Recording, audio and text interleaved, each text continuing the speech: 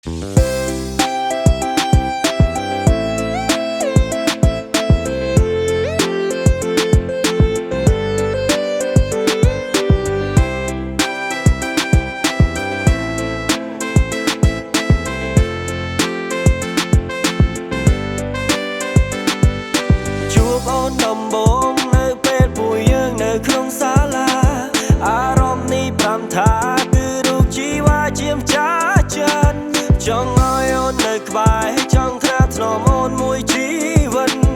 ទោះបីពេលនេះមិនរូបអូនមិននៅក្បែរកា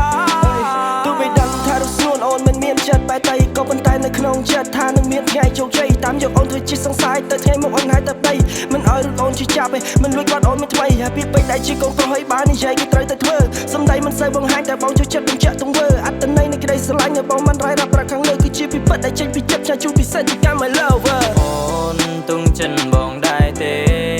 ស្រឡាញ់បងឬអន់ស្នេហ៍អូនប៉ិនប្រាកនបងមិនអាចក្បន់រូបជីវ៉ាតើអូនក៏យ៉ាងណាបើបងសុំធ្វើសង្សារ You are my ដួងតារាអូនមានពន្លឺភ្លឺអស្ចារ្យអូនជាមិនដូចចិនបង You are the reason that make this song ចង់ឲ្យអូនស្ដាប់បទនេះជាមួយបងដីសងនឹងកើន1លានដងថាមកស្នេហ៍តែថ្លៃមិនព្រោះប្រែទេណាដែលចរណៃអូនជាមនុស្សស្រីក្នុងក្តីស្រមៃដែលបងប្រាថ្នា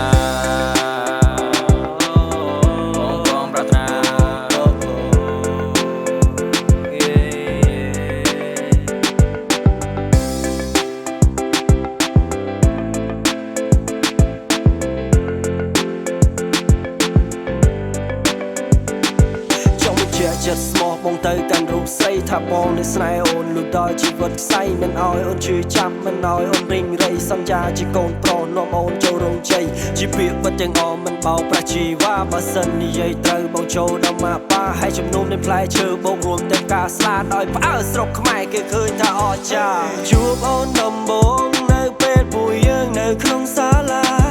អារម្មណ៍នេះប្រាំថាគឺរូបជីវ៉ាជាម្ចាស់ចិត្តចង់ឲ្យអូននៅក្បែរចង់ថ្នាក់ថ្នមអូនមួយជីវិតទោះបីពេលនេះមិនរូបអូនមិននៅក្បែរកាអូនទុំចិនបងដែរទេស្រឡាញ់បងឬអន់ស្នេហ៍អូនប៉ិនប្រាកនបងមិនអាចក្បន់រូបជីវ៉ាតើអូនក៏យ៉ាងណាបើបងសុំធ្វើសង្សា